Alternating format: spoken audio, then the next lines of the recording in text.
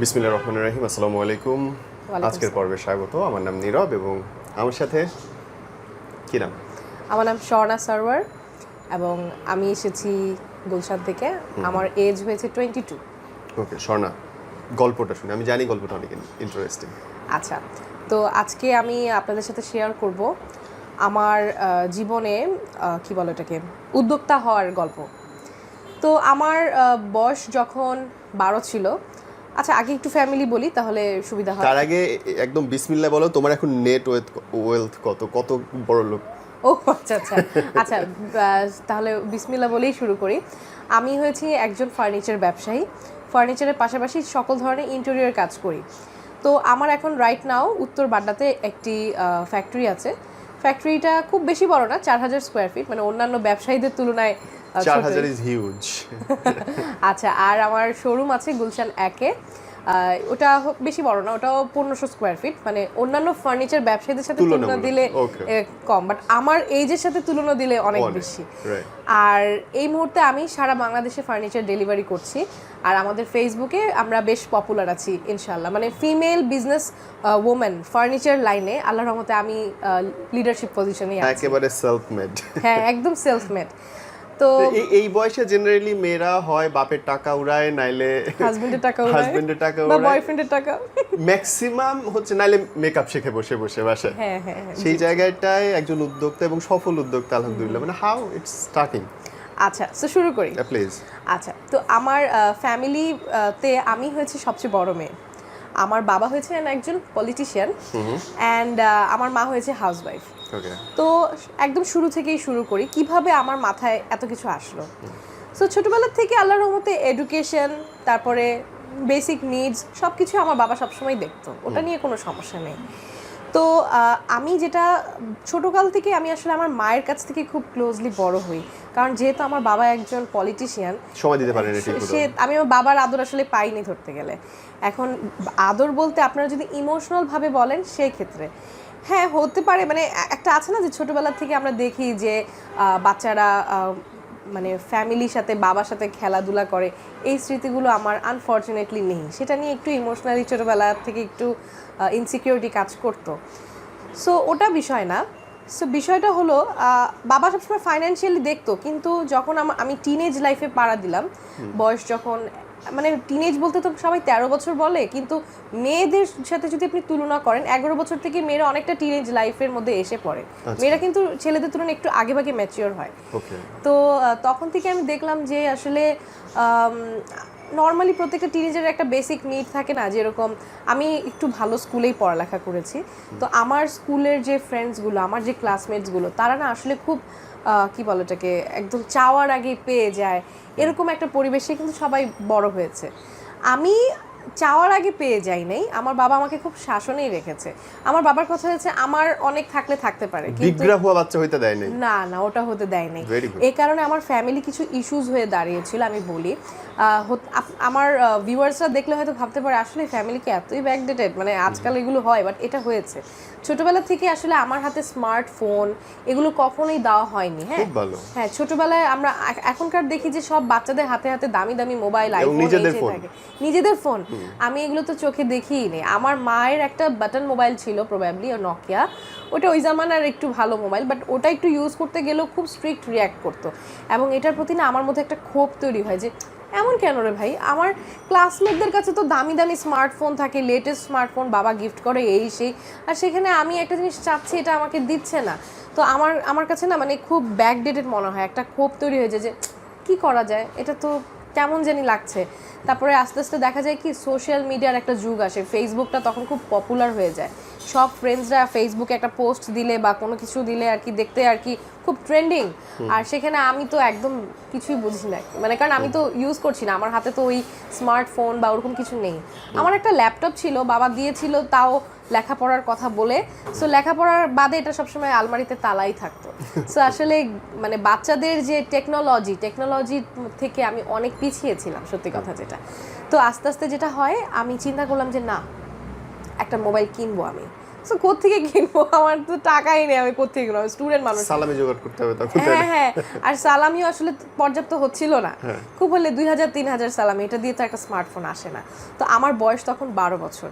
আমার মাথায় আমি খুব ব্রেইন স্টর্মিং করা শুরু করলাম, যেহেতু আমার কাছে কোনো গ্যাজেট ছিল না, কোনো টেকনোলজির কোনো আইটেম ছিল না। তো সেক্ষেত্রে আমি বেশিরভাগ সময় একাই থাকতাম। আমি স্টুডেন্ট হিসেবে খুব দুষ্টু একটা মানুষ ছিলাম, সত্যি কথা। আমি আসলে সারাক্ষণ লেখাপড়া করতাম না, যখন প্রয়োজন টুকটাক হোমওয়ার্ক করতাম, আর এরপরে আর কি নিজেকে নিয়ে চিন্তা করতাম, যেহেতু একাই। মানে একটা ব্যাপার কি, আমি এটা ফিউচার প্যারেন্টস বা কারেন্ট যারা প্যারেন্টস আছেন, নিউ প্যারেন্টস, তাদেরকে একটা বলতে চাই, আপনার সন্তানকে যখন আপনারা গ্যাজেট বা টিভি বা যে কোনো টেকনোলজি থেকে দূরে রাখছেন, এটা কিন্তু আপনার বাচ্চারা সময় পাচ্ছে নিজেকে নিয়ে চিন্তা করার, একটা ব্রেইন স্টর্মিং, একটা ভালো মোমেন্ট পাওয়া যায়। হ্যাঁ, তো ওই সময় আমি একা একা চিন্তা করলাম যে টাকা যেহেতু বাবা দিচ্ছে না, অ্যান্ড যেহেতু মোবাইল আমি পাচ্ছি না, বাট আমার তো ট্রেন্ডের সাথে চলতেই হবে, তো এক কাজ করি, টাকা উৎপাদন করতে হবে। এই যে একটা চিন্তা ধারণা 12 বছর বয়সে চলে আসলো। তো তখন আমি ভাবলাম, আচ্ছা টাকা আবার উৎপাদন কীভাবে করব। অবভিয়াসলি আমার তখন জব করতে পারবো না বা কিছুই না, আমি একটা স্টুডেন্ট এক কথায়। সেক্ষেত্রে ভাবলাম যে ওকে, তাহলে বিজনেস একটা ওয়ে যেভাবে আমরা টাকাটা বাড়াতে পারবো, ইনকাম করতে পারবো। সো বিজনেসটা কিভাবে করতে হবে, যে কোনো একটা পণ্য আগে আনতে হবে যেটার পারচেজে একটা প্রাইস থাকবে, এবং সেটা আমি আরেকটু বেশি প্রাইসে বিক্রি করব। হ্যাঁ, তখন আমার একটা মিডল থেকে প্রফিট চলে আসবে। তো তখন আমি চিন্তা করলাম যে ওকে, তাহলে কিসের বিজনেস করা যায়। তো এখন বিজনেস করতে হলে তো আপনার আগে একটু ভিতরে ঢুকতে হবে, মানে একটু মানে এমন একটা কিছু কিনতে হবে যেটা সাধারণ মানুষরা এই দামে কিনে না, আর একটু কম দামে একটা পণ্য কিনে আনতে হবে। সো ওই সময় স্টিকার, তারপরে আপনার কি বলে ওটাকে, ওই যে হাতের মধ্যে লাগায় ট্যাটু, পানি দিয়ে লাগায়, তারপর দেখে মনে হয় যে একদম খোদাই করা ট্যাটু, এই ট্যাটু স্টিকারটা খুব নতুন তখন ব্যাপারটা। তো আমি করলাম কি, প্রথমে আমার বাসার পাশেই ঈদের সময় যে স্টিকারের দোকান বসে না, তো দেখা যাচ্ছে যে তখন দেখতাম যে রাস্তার পাশে প্রচুর পরিমাণে দোকান আছে। তো আমি সবসময় চিন্তা করতাম যে আচ্ছা, এই যে দোকানদারগুলো, ওদের বয়স তো আমার থেকে 3-4 বছরই ডিফারেন্স হবে, ওরা কিভাবে সেল করছে, ওরা এই জিনিসগুলো মানে নিয়ে আসতেছে কোত্থেকে। তো ভাবলাম যে এরকম একটা লিঙ্ক আপ যদি আমি পেতাম। বাট আপাতত হঠাৎ করে যেটা দেখলাম যে অন্যান্য দোকানে এই যে স্কিনের যে ট্যাটুগুলো, এই স্টিকারটা খুব একটা সেল হয় না। আমি খুব বাছাই করে একটা দোকানে আমি পেয়েছি যে এরকম ট্যাটু স্টিকার সেল করছে তারা। তো আমি পারচেস প্রাইস ছিল, স্টিকারটা এতটুক ছিল, এতটুক, তো এটা পারচেস প্রাইস ছিল আমার 10 টাকা, ঠিক আছে। তো পরে যখন 10 টাকা দিয়ে পারচেস করলাম, তো এটা আমি নর্মালি, আমি যে বিজনেস করব আমি তখনও জানি না, এটাই যে আমার ব্যবসায়িক একটা ওয়ে হবে এটাও জানি না, আমার নিজের পছন্দের কারণে পারচেস করলাম। তো পরের দিন স্কুলে গেলাম, তো আমার ফ্রেন্ডদের মধ্যে আছে না, সবার একটা রিচ ফ্রেন্ড থাকে এই টাইপের, আমি জানি না এই ভিডিওটা সে দেখবে কিনা। তো সেই ফ্রেন্ডটা আর কি দেখলো, দেখে বলে ওয়াও স্বর্ণা অনেক সুন্দর, আমি তোকে টাকা দিব, আমাকে এটা কিনে দিবি, এটা অনেক সুন্দর, এটা কত প্রাইস। তখন আমি চিন্তা করলাম, আচ্ছা তো প্রাইসটা একটু বাড়ায় বলি, তাহলে আমার একটা প্রফিটও আসবে এবং ওই টাকা দিয়ে আমি আরেকটা নিজের জন্য কিনতে পারবো, এরকম একটা চিন্তা ধারণা আসলো। তো আমি বললাম এটা 50 টাকা দাম, তো এখানে আমার 40 টাকা থাকবে। তো ও আমাকে অ্যাকচুয়ালি টাকাটা বের করে দিয়ে দিল। তো যখন আমি ওকে এই জিনিসটা দিয়ে দিলাম, পরে আমি বুঝতে পারলাম যে আমার এই প্রোডাক্টটা 50 টাকাও তার মানে বিক্রি হবে, এটার ভ্যালু, মার্কেট ভ্যালু, আমি যদি চাই এটা 50 টাকায় বিক্রি করা যায়।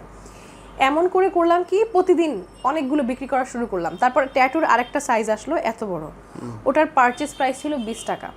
তো আমি ওকে দেখালাম আমার ফ্রেন্ডটাকে, আমার ফ্রেন্ড বললো যে এটার প্রাইস কত, পর আমি বললাম এটা 100 টাকা, যেহেতু ডাবল, সাইজটা ডাবল। তো সেভাবে সেটাও সে পারচেস করা শুরু করলো। আর ওই সময় সত্যি কথা বলতে মেয়েরা বা আমার বয়সের যে কোনো মানুষই ব্যবসা নিয়ে কেউই চিন্তা করতো না। 12-13 বছর বয়স সবাই চিন্তা করতো যে নতুন নতুন তো 12-13 বছর কিন্তু একটা উঠতি বয়স। ওই সময় কেউ হয়তো মানে একটু, আমরা ইংলিশ মিডিয়ামে স্টাডি করেছি, তো ওই সময় আসলে ইংলিশ মিডিয়ামের বেশিরভাগ স্টুডেন্টরা একটু বয়ফ্রেন্ড গার্লফ্রেন্ড বা একটু ট্রেন্ড, একটু লুকিং, ফ্যাশন, এইসব নিয়ে খুব বেশি ফোকাস থাকতো। তো আমার কাছ থেকে ট্যাটু নিয়ে তো প্রচুর পরিমাণে বয়ফ্রেন্ডদের কাছে শো অফ চলছে, নিজেকে আরও আকর্ষণীয় করার জন্য। তারপরে এরকম আর কি, সবাই এই ধান্দায় থাকতো, আর আমি ধান্দায় থাকতাম যে কিভাবে ওই তাদের যে গ্ল্যামারের চাহিদাটা, ওটাকে আমি ক্যাশ কিভাবে করব। তো পরে এমন করতে করতে আল্লাহর রহমতে আমার মা এই দিক দিয়ে একদম মানে অবাক হয়ে যেত, বলে যে যেই বাচ্চাটাকে আমরা খুব হলে 20 টাকা দেই প্রতিদিন টিফিন করার জন্য, সাপ্তাহিক তার খরচ 100 টাকা, মানে আমাকে পকেট মানি দেওয়া হয়, সেই বাচ্চা আমার কাছে এই প্রতিদিন কয়দিন পর পর 500-1000 টাকা আনে কোত্থেকে। হ্যাঁ, পরে আমি বললাম মা আমি তো ব্যবসা করি, আর এতগুলো টাকা আমার তো সিকিউরিটি লকারও নাই, এই টাকাটা তোমার কাছে রাখো, এটা দিয়ে একদিন একটা পিএসপি কিনবো। পিএসপি হচ্ছে প্লে স্টেশন। হ্যাঁ, ওই সময় এটা আমার খুব টপ ফেমাস একটা প্রোডাক্ট। এখনো আমার এটা আছে, কিন্তু আমি কিনতে পারি নাই, মানে কিনে বাসায় রাখাটা সম্ভব না, বের করে দিবে। এখন আর কি ওই সময় পিএসপিটা আমার খুব ফেভারিট ছিল, আমি খুব ভালো একজন গেমার আসলে। আচ্ছা। তো তারপর যাই হোক, তো এরপরে এমন করতে করতে এক সপ্তাহ কি 1 মাসের মাথায় 5000 টাকা জমায় ফেলি। ওই সময় 12 বছর বয়সে 5000 টাকা এটা অনেক বড় একটা বিষয়। আমার মাও মানে টাসকি যে হ্যাঁ এতগুলো টাকা মেয়ে এনে দিচ্ছে, বাহ ভালোই তো, তুমি অন্য কিছু করো না তো?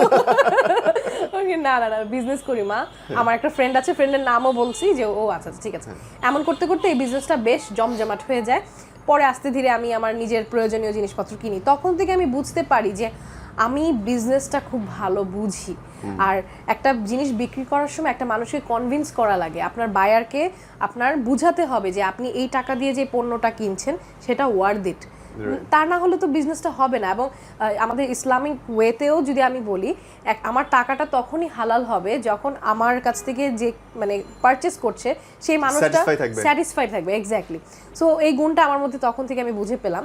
তারপর আস্তে আস্তে দিনকাল যাচ্ছে, আস্তে আস্তে সময় ফার্নিচারে কেমনে আসা? হ্যাঁ, ওটাই শুরু করি। তো আস্তে আস্তে হলো কি 2015 সাল, হ্যাঁ 2015 সালের দিকেই, মানে 2012 সালে আমার স্টিকার বিজনেস ছিল। তারপরে 3 বছর আসলে আর ব্যবসা বাণিজ্য করতে পারি নাই, ওরকম পরিবেশ হয়নি, আর বাচ্চা মানুষ স্টাডিজের দিকেই ছিলাম। তো 2015 সালের দিকে যেটা হয়, আমি তখন ক্লাস 8-এ, না 8 না, আমি তখন ক্লাস 9-এ। মানে হয়েছে কি আমার বয়স তো আমি আপনাদের সবার সাথে শেয়ার করলাম, আমার বয়স হচ্ছে 22।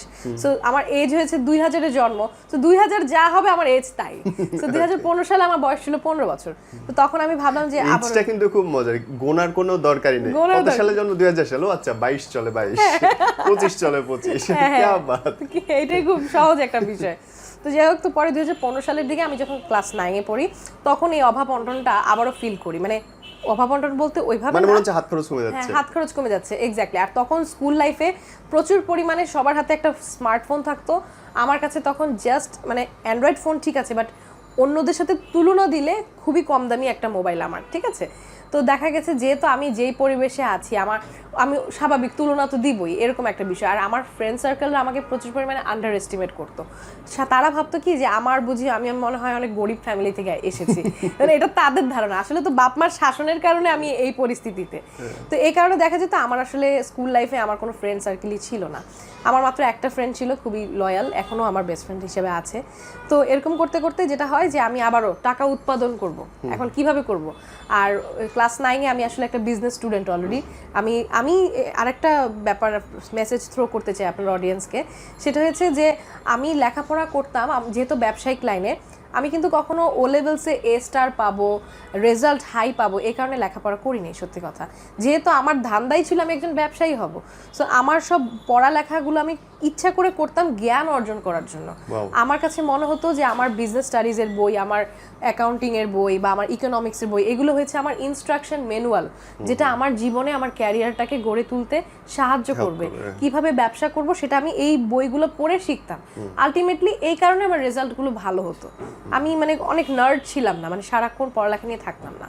তো যাই হোক, এমন করতে করতে আমি আরেকটা লিঙ্ক আপে এসে পড়লাম, সেটা হচ্ছে মানে শুনলে একটু অকওয়ার্ড লাগে, বাট এটা সত্য। আমার কাজের মেয়ে আমাকে একটা লিঙ্ক দেয়। আমি আমি আমি তো সবার সাথে খুব মিশুক ছিলাম, সবসময় আমি মিশুক ছিলাম। তো কাজের মেয়ের সাথে অনেক গল্প করতাম যে আমার বড় হয়ে একটা বড় ব্যবসায়ী হব, এরকম একটা চিন্তা ধারণা। তা আপাতত শুরু করবো, তো কোনো একটা ব্যবসা দিয়ে তো মানুষের শুরু করতে হবে। তোমার কাজের মেয়ে আমাকে বললো যে এক কাজ করেন ম্যাম, আমার কাছে একটা লিঙ্ক আপ আছে, আপনি ইম্পোর্টের বড় বড় ইম্পোর্টারদের সাথে আপনাকে যোগাযোগ করা দিতে পারবো, আপনার কসমেটিক্স থেকে শুরু করে ঘড়ি, ব্যাগ, এগুলো সব। তো এটা লিঙ্ক আপটা কোথায়? সেটা হচ্ছে পুরান ঢাকায়। পুরান ঢাকায় চক বাজার যেই জায়গাটা, ওখানে আমরা সবাই জানি যে পাইকারি রেটে সব পাওয়া যায়। তো ফার্স্টে আমার কাজের মেয়ের কাছ থেকে কথাটা শুনে আমি আমার মার সাথে শেয়ার করলাম। আমার মা বলল যে তুই একটা মায়েরই খাবি। বিকজ দেখা গেছে তুই লেখাপড়া বাদ দেখলে কি এত ব্যবসা বাণিজ্য, আর তোর আব্বু শুনলে কিন্তু অনেক রাগ করবে। এগুলা কিন্তু মানে সাপোর্টটা কিন্তু আসলে পাচ্ছিলাম না, আর বয়সটা কম, সাপোর্ট না পাওয়াটাই স্বাভাবিক।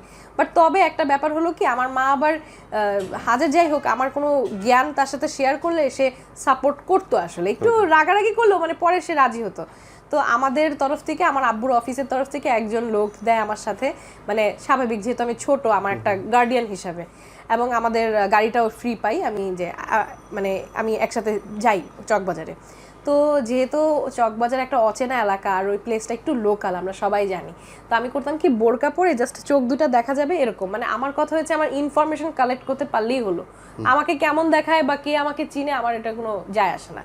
তো পরে আমি যে খুব রিসার্চ করলাম, আমি দেখলাম আসলেই পাইকারি রেটে অনেক সুন্দর সুন্দর ভালো ভালো জিনিস পাওয়া যায়। বাইরে থেকে দেখলে মনে হয় যে হ্যাঁ অনেক কম দামি লোকাল আইটেম, কিন্তু ভিতরে আসলে ভালো ভালো কিছু ইম্পোর্টার আছে যারা এক পিস প্রোডাক্ট আপনার কাছে বিক্রি করবে না, নিলে একসাথে 10 পিস 20 পিস এভাবে নিতে হবে।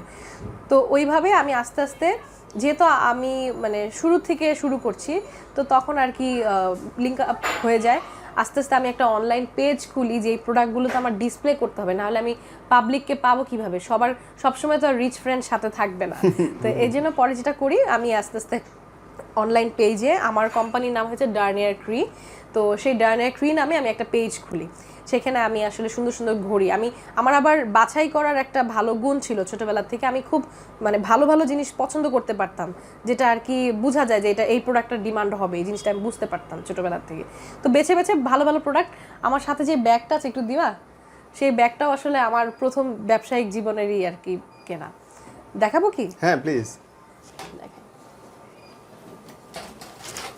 অলরাইট, সো এই যে ব্যাগটা দেখছেন, এটা আমার ফার্স্ট ব্যবসায়িক জীবনে পারচেজ করা ব্যাগ। আরে বাহ, স্মৃতিবহুল জিনিস। হ্যাঁ, খুব স্মৃতি আছে। এটা আসলে 2015 সালে এটা পারচেজ করেছিলাম, বাট কোয়ালিটি ভালো হওয়ার কারণে এখনো চকচকা ঝকঝকে। আচ্ছা, তো যেটা বলতে চাচ্ছিলাম, তো ফার্স্টে যেটা হয় এরকম পারচেজ করে ইন্টারনেটে বিজ্ঞাপন শুরু করি, এবং ওই সময় লিপস্টিকের খুব ডিমান্ড ছিল, বুঝছেন, রেপ্লিকা লিপস্টিক, যেগুলো আর কি মনে করেন একটা ব্র্যান্ডেড নাম বলি, ম্যাক খুব নাম করা একটা ব্র্যান্ড, ইউএস, তারপরে হুদা বিউটি, কাইলি জেনার লিপস্টিক, মানে এগুলো খুব নাম করা কসমেটিক্স, মেয়েদের মধ্যে খুব ফেমাস। ওই সময় এই প্রোডাক্টগুলোর না রেপ্লিকাটা বাংলাদেশে খুব চলতো, কারণ দেখা গেছে এক একটা লিপস্টিকের দাম আপনার 2000 3000 এরকম প্রাইস। সো এগুলো তো অবভিয়াসলি বাংলাদেশে সাধারণ জনগণদের কেনা সম্ভব না, মানে আমাদের মানে বেশিরভাগ মধ্যবিত্ত মানুষের পক্ষে কেনা সম্ভব না। লিপস্টিক বলতে মানুষ মনে করে 200 300 বা 500 টাকা এরকম। তো তখন আমি ব্যাপারটা খেয়াল করলাম যে এই জিনিসটা একটু আনকমন, এটা নিয়ে ব্যবসা করা যাক। তো ওইখান থেকে আমি ভালো ভালো ইম্পোর্টারের, মানে চকবাজার বললেই যে মানুষ খারাপ ভাবে তা না, খারাপ জিনিসও আছে ভালো জিনিসও আছে, সব রকম কোয়ালিটি পাওয়া যায়, সব রকম কোয়ালিটি পাওয়া যায়, একটু খুঁজতে হবে, বাছাই করতে হবে। তো ভালো মানের কোয়ালিটির কিছু কসমেটিক্স নিয়ে আসলাম আমার ব্যবসায়, এবং ব্র্যান্ডেড কিছু দামি দামি ব্যাগস, যেগুলো আসলে খুব ব্র্যান্ডের ভালো মানের, যে দেখেই তো বুঝতে পারছেন লোকাল না। তো ওরকম করে বেচা কেনা শুরু করলাম। এই বেচা কেনা আমার 1 বছর ভালো চললো। তো এর মধ্যে আমার সাথে আমার হাজব্যান্ড, মানে তখন আমার বয়ফ্রেন্ড ছিল, তার সাথে আমার আসলে পরিচয় হয়ে যায় ফেসবুকের মাধ্যমে, মানে তাকে আমি চিনি আসলে ছোটবেলা থেকে, কিন্তু ফেসবুকে আর কি মানে তার রিকোয়েস্ট পাওয়ার পর আমি বুঝতে পারি আরে এটা তো ছোটবেলার স্কুলের ওই সিনিয়র ভাইয়াটা, এই টাইপের একটা বিষয়। তো তারপর তার সাথে যখন আমার হয় মানে রিলেশন হয়, তখন আমি চিন্তা করলাম যে ঘুরতে ফিরতে তো রিলেশনে সবাই যায়, কিন্তু আমি সবসময় সবকিছুকে খুব প্রোডাক্টিভ ভাবে ইউজ করতে চাই, কাজে লাগাতে চাই। মানে ওরে নিয়ে আবার চকবাজারে ডেট করতে যাইতে না? অনেকটা এরকম। আমি ওকে বললাম যে আমি একজন বিজনেস পার্সন, মানে আমার বিজনেস মাইন্ডেড পার্সন, আমি ব্যবসা করতে চাই, আমার এখানে এরকম প্রফিট হয়, আমার সাথে আসবে নাকি, মানে এরকম একটা ব্যাপার। সো সেও তখন স্টুডেন্ট, আমিও স্টুডেন্ট, আমার থেকেও সে 4-5 বছরের সিনিয়র। তো সে বললো ওকে ঠিক আছে, মানে লাভ কে না চায়, ব্যাপারটা এরকম। তো আমরা দুইজন মিলেই আসলে এই বিজনেসে একদম উঠে পড়ে লাগলাম। তো আমি একটা জিনিস দেখেছি, যখন আমি কোনো কিছুতে উঠে পড়ে লাগি না, ওই জিনিসটা আসলেই সাকসেস হয়, কারণ আমার ওই কাজের পিছনে খুব ডেডিকেশন থাকে। তো তখন বিজনেসটা আসলে খুব পপুলার হয়ে গেল আমাদের, ফেসবুকের মাধ্যমে অনেক ভালো ভালো সেল পেলাম। আমি আবার করতাম কি, অন্যজনের তুলনায় একটু কমে ছাড়তাম প্রাইসগুলো। তো একটা প্রবলেম দেখা যায়, সেটা হচ্ছে 1 বছর কন্টিনিউ করার পর 2015 সাল থেকে 2016 সালের মিডল পর্যন্ত যখন দেখলাম ভালোভাবেই চললো, কিন্তু পরে দেখলাম যে আসলে যে প্রফিটটা হয়, মনে করেন একটা ব্যাগ সেল করে খুব হলে 500 টাকা বা হাইস গেলে 1000 টাকাই প্রফিট হবে, আর তারপরে একটা লিপস্টিক সেল করে খুব হলে 100 টাকা কি 150 টাকাই প্রফিট হবে। তো এই প্রফিটে না আসলে এই যে কষ্ট করে যাতায়াতটা, চকবাজারে যাওয়াটা অনেক টাফ, আর সবসময় তো আমরা গাড়ি পেতাম না। আমার আব্বু তো স্বাভাবিক, সে একজন মানে ব্যবসায়িক, পলিটিশিয়ান সবই। তো আমার বেশিরভাগ সময় বাসেও আমি ট্রাভেল করেছি। আর আমি কাজের ক্ষেত্রে আরেকটা মেসেজ থ্রো করতে চাই আপনার অডিয়েন্সকে, সেটা হচ্ছে কাজকে কখনোই ছোট মনে করিনি। আমার এই চকবাজারে যাওয়ার কারণে এমনও দেখা গেছে, ওই যে ভিক্টর নামে একটা বাস আছে না, খুব লোকাল বাস, তাদের ওই বাসে করে আমি একটা সাধারণ মানুষ, ইভেন কি এমনও দেখা যেতে পারে খুব পোর কেউ, মানে হতে পারে সে বেগার, এমনও হতে পারে, এরকম কোয়ালিটি মানুষের সাথেও আমি পাশাপাশি বসে চলেছি। তো এটা আমার মধ্যে কোনো অহংকার কাজ করে নাই, মানে যেটা আমি দেখি যে আজকালকার সমাজে অনেকেই খুব উচনিচ করে, হ্যাঁ মেইনটেইন করে, যে ও মাই গড এই সে, আমাকে ভাই তুইও মানুষ আমিও মানুষ, মরলে তুইও মাটিতে যাবি আমিও মাটিতেই যাব। সো অহংকার দিয়ে কি ব্যাপার, হয়তো ভাগ্যবশতে আমি একটু ভালো পরিবারে জন্মগ্রহণ করেছি, সে হয়তো তা করে নাই। তো এই জিনিসটা আমার মধ্যে আসলে কখনো ছিল না, মানে কি বলে অহংকার বা কোনো কিছু। এই কারণে আসলে আমি জীবনে খুব তাড়াতাড়ি মানে আগায় যেতে পারছি। তো যাই হোক, তো এরকম বাসে বাসে চলাফেরা করে আমার একটা সিন আমার এখনো মনে পড়ে। আমরা বাসে আছি, মানে পুরান ঢাকা থেকে বাসায় ফিরতেছি মালিবাগের দিকে, খুব গরম, এবং আমার হাজব্যান্ড আর আমি, মানে আমার হাজব্যান্ড তো তখন আমার বয়ফ্রেন্ড, তো আমার মনে আছে আমি বোরকা পরা এরকম, আর সে আমার পাশে বসা, খুব টায়ার্ড, ও একদম ঘেমে নিয়ে পড়ার কথা, মানে গোসল করে ফেলার কথা। হ্যাঁ, আমরা প্রায় গোসল করতাম মানে ঘেমেই। আর আমার মনে আছে যে আমার হাজবেন্ড একদম মানে অজ্ঞানের মতো হয়ে যাচ্ছে মানে গরমে, কারণ দেখা গেছে কি যে হতে পারে আমরা খুব ডেডিকেটেড পারসন, বাট আমরা তো ইউজ টু না এরকম পরিবেশে। কিন্তু আমি সবসময় ভাবছি যে এখন হয়তো কষ্ট হচ্ছে, একটা সময় হবে না, একটা সময় আমি ঠিকই বড় হব, এরকম একটা চিন্তা ধারণা আমার মধ্যে ছোটবেলা থেকেই ছিল। তো তখন যখন আমি দেখলাম যে অনেক কষ্ট হচ্ছে, তখন আমি বুঝলাম যে আসলে এরকমভাবে 1 বছর ধরে ব্যবসা করছি, এই প্রফিটটা আসলে আমাদের হচ্ছে না। আমাদের এমন কিছু করতে হবে যাতে আমরা আরও ভালো পরিস্থিতিতে থাকতে পারি এবং আমাদের ইনকামটাও যেন বাড়ে। তো এমন করতে করতে পরে আস্তে আস্তে আমি চিন্তা করলাম যে না, বাদ, এই ব্যবসা চলবে না, তাহলে আর কি করা যায়, আর কি করা যায়। তো এমন করতে করতে আরেকটা স্টোরিতে এসে পড়ি, ফার্নিচারের লাইনে কীভাবে ঢুকলাম। পান্থপথে কিন্তু অনেক ফার্নিচার বিক্রি হয়, সবাই জানে, বসুন্ধরা সিটির অপোজিটে ফার্নিচারের আড়ত। তো এরকমই একটা কাজে আমার মা আর আমি বের হয়েছি। আমার মার হয়েছে একটা সেগুন কাঠের আলমিরা লাগবে, ছোট্ট আলমিরা, মানে ওয়ান্ডোর, মানে অনেক কিছু আছে না যে ঘরের জিনিসপত্র রেখে দেওয়ার মতো, এরকম 25,000 টাকার বাজেট, বুঝতে পারছি। 25,000ও না, আরো কম, মনে করেন 20-25 এরকমই আর কি, আম্মুর কথা প্রোডাক্ট অনুযায়ী যা আসে। তো আমরা ফার্স্টে পান্থপথের অপোজিটেই গেলাম সেগুন কাঠের এই আলমিরাটা বানানোর জন্য, ওয়ান্ডোর আলমিরা, তাই কম আর কি বাজেট। তো ওই সময় আমার আবার এই যেই ড্রেসিং টেবিলের মধ্যে লাইটিং লাগানো থাকে, এটাকে আমরা মেকআপ ভ্যানিটি বলি, এখনকার সবাই এটা চিনে। তো ওই সময় ওটা খুব রেয়ার ছিল, 2016 সালের দিকে, এটা আসলে অনেক চেনেই না কেউ। এটা শুধু আমরা মনে করি যে শুটিং করার সময় বুঝি নায়ক নায়িকারা সাজে, এই টাইপের কিছু। তো আমি আমার মাকে বললাম, মা একটা বানায় দাও না প্লিজ, খুব সুন্দর। তো এই সে এখন আমি 2015, মানে আমার বয়স 15, তো তখন আমার মা ভাবতেছে 15 বছরের একটা মেয়ে আশা করছে, এই মানে কথা শুনে শুনে না, এই ভাই আমার আলমারিটা বানায় নিয়ে নেই সেই। তো তখন আমি ওই লোকটাকে বললাম, ভাই এই আলমিরাটা মানে এই ড্রেসিং টেবিলটা বানাতে কত খরচ হতে পারে বলেন তো? তো বলে যে এই তো আপা আপনার জন্য 25,000 টাকা, এরকম করে বলতেছে। তা আম্মুকে বললাম, মা একটু বানায় দাও না প্লিজ। পরে আম্মু বলে কি, শুনো মা, তোমার যখন বিয়ে হবে সুন্দর করে বানায় দিব। এখন আমি বলি, একটা ড্রেসিং টেবিল বানানোর জন্য আমার বিয়ে করতে হবে? কোন জন্মে বিয়ে হবে কে জানে। আর আমার হাজবেন্ডের সাথে যে আমার বিয়ে হবে আমি তো জানি না তখন, 15 বছর বয়স, যেটা বললাম। পরে আমার বাসায় আসলাম, আমার ভিতরে ওই যে আগের মতো একটা ক্ষোভ তৈরি হলো যে টাকা উৎপাদন করতে হবে, আর এখন এই কসমেটিক বিক্রি করে 25,000 টাকা বানানো সম্ভব না। আমার হাত খরচ খুব বলে 4-5 হাজার টাকা হতো সত্যি কথা, কসমেটিক আর এই ব্যাগের বিজনেসে। তো এটাতে তো আসলে সম্ভব না। পরে আমি করলাম কি, খুব চিন্তায় পড়ে গেলাম, মানে না, আমার একটা ড্রেসিং টেবিল লাগবে, এটা আমার ড্রিম, কি করা যায়।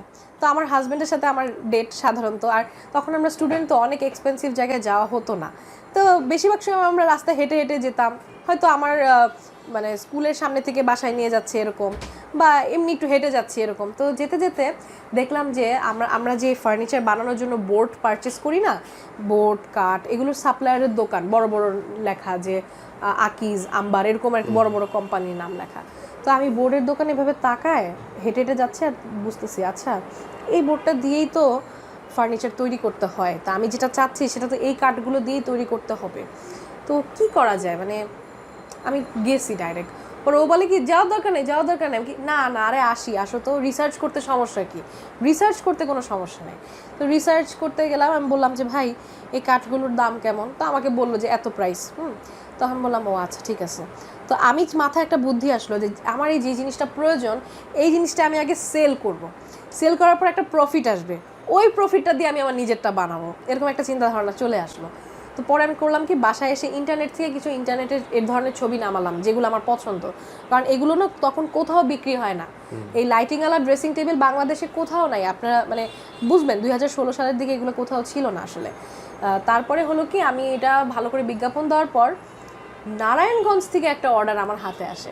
ওই আপুটা কিভাবে জানি আমাকে বিশ্বাস করে, আমি তখন তেমন ফেমাসও ছিলাম না, আমি একটা নর্মাল একটা স্টুডেন্ট, হালকা পাতলা ছবি টবি ছাড়ি, মানে একটা রেগুলার একটা জনগণ আমি। তো আমাকে বিশ্বাস করে বলে যে আপু আমার একটা এরকম মিরর লাগবে, সেখানে এরকম লাইটিং বাল্ব থাকবে, কত রাখবেন প্রাইস। আমি আন্দাজে একটা ঢিল মারলাম 8,000 টাকা, মানে এটা আমি নিজেও জানি না আদৌ আমি এটার মধ্যে বানাতে পারবো কিনা। আমাকে কাছে দেখি 8,000 টাকা প্রাইস। পরে সে আমাকে 4,000 টাকা অ্যাডভান্স করে দিল। এখন টাকা অ্যাডভান্স পেয়ে গেছি অচেনা একজন লোকের থেকে, মানে কি আমার এখন এটা বানাই দিতেই হবে, দায়বদ্ধতা। হ্যাঁ, আর আমি তো একজন মানে অনেস্ট পারসন, এমন তো না যে টাকাটা মেরে দিব বা কিছু, তা না, আমার এটা বানাতেই হবে। এটা ভালো হয়েছে, উল্টা আমি একটা বাজেট পাইছি এক্সপেরিমেন্ট করার, আমার কাছে এটা তা মনে হচ্ছিল। পরে আমি করলাম কি সেই যে কাঠের দোকান ওখানে গেলাম, এরপরে আমি ওনাদেরই বললাম যে ভাই একটা মিস্ত্রি দেন আমাকে এটা বানানোর জন্য। পরে আমি মিস্ত্রিও পেলাম এভাবে। তারপরে আরও কিছু ফিল্ড ওয়ার্ক করা লাগছে, যেরকম মিস্ত্রি তো দিলেই হবে না, অনেক ম্যাটেরিয়ালস লাগে, অনেক কিছু লাগে, অনেক জায়গা থেকে দৌড়াদৌড়ি করলাম আমার হাজব্যান্ড মিলে। পরে ওই জিনিসটা ফাইনালি আমরা তৈরি করলাম। তৈরি করার পর 4,000 টাকা আসলে এটা তৈরি হয়নি, সেটা তৈরি করতে আমার প্রায় 7-7.5 মতো চলে গেছে। তো বাকিটা আমার হাজব্যান্ড আর আমি মিলে ইনভেস্ট করলাম এটার ভিতরে, মানে আমার হাজব্যান্ড তখন আমার বয়ফ্রেন্ড, হ্যাঁ, তো তখন আমরা আর কি ইনভেস্ট করে প্রোডাক্টটা তৈরি করলাম। তৈরি করার পর তাকে ছবি পাঠালাম যে আপু এই যে প্রোডাক্টটা তৈরি, এখন আমাকে বাকি ডিউটা বিকাশ করেন, তারপর আমি পাঠাবো। তো পরে সে বিকাশ করলো। তারপরে ওই সময় আমার হাজব্যান্ড সুন্দর করে ওটাকে র্যাপিং করে সুন্দরবন কুরিয়ারের মাধ্যমে পাঠিয়ে দিলাম। কাস্টমার পেয়ে ভালো খুশি হওয়ার পর আমাকে বললাম যে একটা রিভিউ দিয়ে দেন, একটা ছবি দেন। তো সে যে বললাম হ্যাপি, এই সেটার স্ক্রিনশট তুলে ফেসবুকে ছেড়ে দিলাম। এই আমার ফার্নিচারের ব্যবসা শুরু হয়ে গেল। তো তখন হয়েছে 2016 সাল, আমার বয়স 16। তো পরে যেটা হলো এমন করতে করতে আস্তে আস্তে যখন মানে জগতের মানুষরা, অডিয়েন্সরা বুঝতে পারলো যে আরে এই ড্রেসিং টেবিল তো আমরা ইন্টারনেটে দেখতাম, এটা এখন বাস্তবে পাওয়া যায়। সো এটা সবাই খুব উঠে পড়ে লাগলো, আমার বেশ ভালো বেচা কেনা হতে থাকলো। তো তখন আমি আবার কি বলে আমি আবার ভালো ডিজাইনার, ব্যবসায়িকের পাশাপাশি আমি আর্ট অ্যান্ড ডিজাইন খুব ভালো পারি, কারণ আমার স্কুল লাইফ থেকে আমি দেখতাম যে আমার আর্টে আমি ভালো, তাই ও লেভেল পরীক্ষা আমি বিজনেস প্লাস আর্ট অ্যান্ড ডিজাইনের উপরে দিয়েছি। সো এই কারণে হয়েছে কি যে কোনো আর্ট, একটা সৌন্দর্য, এগুলোর ব্যাপারে আমি একটু ভালো বুঝি, আল্লাহর তরফ থেকেই বুঝি। তো ফার্নিচারও কিন্তু সম্পূর্ণ একটা আর্টের বিষয়। ফার্নিচারের মধ্যে কিন্তু আপনার কোন প্রোডাক্টটা বেশি সুন্দর আকর্ষণীয় সেটারই কিন্তু মূল্য বেশি হয় সাধারণত। তো ওইভাবে আমি করলাম কি আমার যে মেধাটা আছে, ইন্টারনেটের ছবি প্লাস মেধা, এভাবে অ্যাকুরেট মাপ টাপ দিয়ে আমি আস্তে আস্তে আমার আবার মিস্ত্রির একটা টিম হয়ে গেল। একটা সময় দেখা গেছে আমার হয়তো নিজস্ব ফ্যাক্টরি নেই, বাট আমার আন্ডারে অনেক মিস্ত্রি কাজ করে, মানে আমাদের বাসার নিচে আমরা কাজ করতাম। তো এর মধ্যে একটা মজার কথা, আমার বাবা কিন্তু জানেন আমি বিজনেস করি তখন, এবং আমি একবার আমার বাবাকে হিন্ট দিয়েছিলাম যে আব্বু আমি তো ব্যবসা করব এই সেই। সে খুব রাগ হয়েছে যে তোমার এখন লেখাপড়া করার বয়স, তুমি ও লেভেল পরীক্ষা দিবা কিছুদিন পরে, তো তোমার এখন ব্যবসা করা লাগছে। হ্যাঁ, তোমার এখন ব্যবসা, তোমার কি টাকার অভাব, প্রেস্টিজের ব্যাপার এসব। আমাদের বংশের মানুষরা ব্যবসা বাণিজ্য করবে, এতে কি অনেক টাকা পয়সার সমস্যা যে এতটুকু বয়সে এখন ব্যবসা শুরু করবে, এরকম একটা ব্যাপার। তা আমি মনে মনে বুঝছি এখানে ডাল গলবে না, আমি আমার নিজের মতোই চুপচাপ নীরবে ব্যবসা করব। এমন একটা সময় আসে যে আমাদের বাসার যে কি বলে ফ্ল্যাটের নিচে তো একটা খালি গ্যারেজ থাকে, এই গ্যারেজে আমি ফার্নিচারগুলো তৈরি করতাম, মানে আমি মনে করতাম এটাই আমার ফ্যাক্টরি। মিস্ত্রি এনে এখানে মানে একজনের আনতাস, মানে একটা অর্ডার শুধু কমপ্লিট করে ডেলিভারি, আবার আরেকটা অর্ডার পেতাম, আবার কমপ্লিট করে ডেলিভারি, এমন করে। তো এমন একটা সময় দেখা গেছে যে এমন ব্যবসা শুরু হয়েছে একসাথে, মানে এই মাথা থেকে ওই মাথা আমাদের গ্যারেজ, একটা দুইটা এই ড্রেসিং টেবিল, অনেক ড্রেসিং টেবিল। আমার আব্বু না প্রতিদিন বাসা থেকে বের হয়, সেই ড্রেসিং টেবিলগুলো এক ঝলক দেখে বলে কি এই বাসায় কি কেউ এতগুলো ড্রেসিং টেবিল বানাইতেছে? পরে আমি বলি কি হইতে পারে এই কার জানি ব্যবসা আছে ড্রেসিং টেবিলের, একটা কিনা দিবা? আসলে ব্যবসা কিন্তু আমারই। তো যাই হোক, তো এমন করতে করতে আস্তে আস্তে ব্যবসাটা ভালোর দিকেই গেল। আমার বাবা জানেও না বিজনেসের ব্যাপারে। তো ব্যবসা করতে করতে সবারই একটা উঠানোর সময় একটু নামতেও হয়। তো আমারও ব্যবসা করতে করতে আমিও একবার হোঁচট খেয়েছি। সেটা কিভাবে, সেটা ফেসবুকে সবার সাথেই শেয়ার করা উচিত বা সবার সাথেই জানা উচিত। সেটা হচ্ছে আমি ব্যবসা করতে করতে একটা সময় হয় কি, আমার পপুলারিটি দেখে একজন ফেসবুকে গ্রুপ, মানে ফেসবুকে না মেয়েদের অনেক গ্রুপ আছে বুঝছেন, এক একটা গ্রুপে 20,000 মেম্বার, 30,000 মেম্বার। ওই সময় এই ব্যাপারটা অনেক কি বলে, মানে মানুষ এটাকে খুব প্রাধান্য দেয় যে এই গ্রুপে এত হাজার মানুষ, মানে এই গ্রুপে যদি আমি কোনো মতে বিক্রি করতে পারি তাহলে আমি অনেক কাস্টমার পাবো এরকম। এবং এই গ্রুপের যে অ্যাডমিনগুলো, ফিমেল অ্যাডমিন, তো তাদেরও একটা বেশ পপুলারিটি থাকে যে এই মানুষটা অনেক ফেমাস, তা সে যদি একটা রিভিউ দেয় এতে আমার বেচাকেনা বাড়বে। তো আমি আসলে এত কিছু বুঝতামও না তখন। এমন সময় একটা মহিলা, আমি তার নাম মেনশন করব না কারণ এখনও তার বেশ সম্মান আছে, আমারও সম্মান আছে এখন, যাই হোক, তো আমি মেনশন করব না, কাউকে ডিফেম করার কোনো উদ্দেশ্য নেই আমার। তাই তো সে আমাকে অফার দিল যে আমি হয়েছি অমুক তমুক, আপনি যদি আমার কাছে একটা ফার্নিচার বিক্রি করেন, সেক্ষেত্রে যেহেতু আপনার স্পন্সর করা পসিবল না, ফার্নিচারের তো দাম অনেক বেশি হয়, আপনি আমাকে একটা কম প্রাইসে, আপনাদের কস্ট প্রাইসে বা একটা ভালো ডিসকাউন্ট প্রাইসে একটা প্রোডাক্ট আমাকে দেন। প্রোডাক্টটা যদি ভালো লাগে ইনশাল্লাহ আপনি অনেক বেচাকেনা করতে পারবেন, আপনার বিজনেস অনেক উপরে উঠে যাবে। তো একটা নতুন ব্যবসায়ী হিসাবে সবারই স্বপ্ন, আমারও তো স্বপ্ন যে আমার ব্যবসা একদিন অনেক উপরে উঠবে, ওই সময়ের কথা বলছি। তো তখন আমি না তাদের এই একটা ব্যাপারে, মানে এক ধরনের লোভ, এক কথায় লোভ লালসা, এর মধ্যে আমি এটার মধ্যে আমি জড়ায় যাই। তো আমি বললাম ঠিক আছে, সমস্যা নেই। আর আমি তার বাসায় যাই, বাসায় যেয়ে তার যেই রুমের মাপ, সেই মাপটা নেই, সব কিছু ওইভাবেই আর কি, সে যেভাবে বলে রিকোয়ারমেন্ট অনুযায়ী সেভাবেই করি। তো আমার একটা ভুল হয়ে যায়, সেটা হচ্ছে সে চেয়েছিল যে খুব মিরর, মানে তার পুরো ড্রেসিং টেবিলটা একটু মিরর কোয়ালিটি হবে, যেহেতু এটা আনকমন। তো আমি করলাম কি, আমি ভাবলাম যে মিরর তো ভেঙে যাবে, এখানে আমরা এসএস দিই, মানে আপনার স্টিল দিয়ে পুরাটা তৈরি করে দিই। তো আমরা কাঠের উপর স্টিলের শিট এভাবে লাগাই, এরকম একটা ড্রেসিং টেবিল আসলেই তৈরি করে দিয়েছি তার মন মতোই। এবং প্রোডাক্টটার দাম ছিল, তার কাছে চেয়েছিলাম প্রায় কত 50,000 না 45,000, এরকম একটা 50,000 টাকাই তার কাছে চেয়েছিলাম। আর আমার খরচই পড়েছে প্রায় 45,000। তো আপনি অ্যাজ এ নর্মাল বিজনেসম্যান হিসেবে চিন্তা করলে বুঝতে পারবেন যে হ্যাঁ, মানে 5,000 টাকা ইটস নট অ্যাকচুয়ালি প্রফিট। মানে একটা প্রোডাক্টের অনুযায়ী একটা প্রফিটের পোর্শন থাকে যে এত টাকা খরচে এতটুকু প্রফিট প্রয়োজন। সো 5,000 টাকা যেটা আমি ধরেছি, এটা আমি নিজেও শিওর না যে 5,000 টাকা আমার লাভ হবে কি না, যেহেতু নতুন একটা প্রোডাক্ট তৈরি করতে যাচ্ছি। সো সেখানে আমি অনেক বড় একটা ভুল করে ফেলি যে এই এসএসের যে শিটটা, স্টিলটা দেওয়ার কারণে প্রোডাক্টটা বেশ ধারালো হয়ে যায়। হ্যাঁ, তো ধারালো হওয়ার কারণে হয় কি, প্রোডাক্টটা একটু কেটে যাবে এরকম একটা ভাব, মানে কর্নারগুলো, মানে আপনার প্রোডাক্টের কর্নারগুলো একটু শার্প হয়ে যায়। সো আমি নতুন ব্যবসায়ী ছিলাম, তো আমি একটা প্রবলেমে পড়লে কিভাবে অ্যাকুরেটভাবে ডিল করতে হয় সেই এক্সপিরিয়েন্সটা আমার তখন ছিল না 2016 সালের দিকে। আর তাছাড়া আমার বয়সও কিন্তু কম ছিল। হতে পারে আমি খুব মেধাবী, খুব ক্রিয়েটিভ হতে পারি, বাট স্টিল একটা বিপদে পড়লে বিপদ থেকে ওঠার সেই টেকনিকটা আমার জানা ছিল না। তো যাই হোক, পরে এখন সে প্রোডাক্টটা রিসিভ করার পর সে তার ডিসঅ্যাপয়েন্টমেন্টটা আমার সাথে শেয়ার করে যে আপু এই জিনিসটা আসলে মোটেও ভালো হয়নি, জিনিসটা আসলে আমি চাচ্ছি না, আপনি এটা নিয়ে যান। এখন আমার কথা হচ্ছে যে আমার তো আসলে তেমন টাকা পয়সা তখন ছিল না। এখন আর এর মধ্যে আমি আমার বাবাকেও জানাই নাই যে আমার ব্যবসা বাণিজ্য আছে। সে এর মধ্যে 50,000 টাকা একটা প্রোডাক্ট আমি ফেরত নিব, নিয়ে আবার তাকে টাকাটা ফেরত দিব কোত্থেকে? আমি তো তার টাকাটা খাটাই ফেলছি, সত্যি কথা যেটা। তো এমন একটা সময় আমি আসলে খুব মানে একটা ঝুঁকির মধ্যে পড়ে যাই। তো তখন আমি যেটা করি, আমার সাথে আমার একটা সম্পদ আছে, সেটা হচ্ছে আমার ব্যবহার, এটাই আমার সবচেয়ে বড় সম্পদ। সো আমি তার সাথে অনেক বিনয়ের সাথে বলি যে আপু আই এম রিয়েলি সরি, আপনার প্রোডাক্টটা হয়তো ঠিকমতো তৈরি করে দিতে পারিনি, আমি আপনাকে টাকাটা ফেরত দিতে পারবো না, তবে আমি একটা কাজ করতে পারবো, আপনার যেহেতু প্রোডাক্টটা ভালো লাগে নেই, এটাও আপনি রাখেন, ভর্তুকি হিসাবে আমি আরও 2টা প্রোডাক্ট আপনাকে দিব।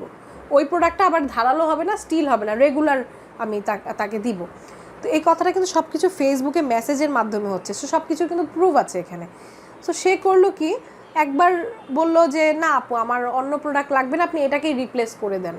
তো এখন রিপ্লেস করে দিতে গেলে তো স্টিল বাদ দিয়ে যদি ওনাকে অন্য প্রোডাক্ট দিতে যাই আমার তো আবার ক্যাশ টাকা দেওয়া লাগবে, তো আমার পক্ষে তো ক্যাশটাই সম্ভব হচ্ছে না। আমি তাকে ভর্তুকি হিসাবে যে অন্য একটা প্রোডাক্ট বানাতাম সেটা হয়তো আমি তাকে বুঝাতাম যে প্রোডাক্টটা অনেক মানে ফর এক্সাম্পল 25,000 টাকার একটা কম্পেনসেশন তাকে দিচ্ছি, আমার খরচ তো আর 25,000 যাবে না, আমার তো আর একটু কমই যাবে, ওইভাবে চিন্তা করে তাকে আমি অফারটা করেছি।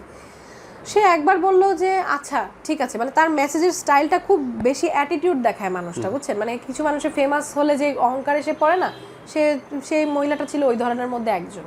তো সে একবার বলে কি যে ওকে আচ্ছা, আবার 2 দিন ধরে রিপ্লাই নেই, মেসেজ দিচ্ছি রিপ্লাই নেই এরকম। পরে আমি আমার হাজব্যান্ডকে বললাম এক কাজ করি, সে যেহেতু একবার আচ্ছা বলেছে, এতটুকু আচ্ছা মেসেজটা, ওকে এটার উপর বিশ্বাস করে প্রোডাক্টটা তৈরি করে ফেলি। তো প্রোডাক্টটা বিসমিল্লাহ করার আগে আমি তাকে আরেকবার মেসেজ করেছি, আপু আপনি শিওর তো আমি তো কাজটা ধরবো, কারণ এই কাজগুলো ধরার পিছনে যে টাকাটা আমার কাছে নেই এটা আমার কাছে অনেক বড় একটা ব্যাপার। তো পরে সে আর কোনো রিপ্লাই দিল না। পরে আমি বললাম যে আপনি কাইন্ডলি আপনার মতামতটা জানান, না হলে আমি বুঝবো কোত্থেকে, আপনি তো রিপ্লাই দিচ্ছেন না। তো এই কথাটা তার কাছে রুড মনে হয়েছে। তার 1 সপ্তাহ বা 10 দিন কোনো খবর ছিল না, সে আর মেসেজটা সিন রাখছে, কোনো কথা বলে নাই। তারপর হঠাৎ করে আমার হাজব্যান্ড তাড়াতাড়ি করে আমার বাসায় চলে আসে। আর আমাদের রিলেশনের বিষয়ে আমাদের ফ্যামিলি মেম্বাররা জানতো, আমি সবসময় আমার মায়ের সাথে এটা শেয়ার করতাম যে মা এই মানুষটাকে আমার পছন্দ। আমার মাও আমার হাজব্যান্ডের ফ্যামিলিকে চিনতো।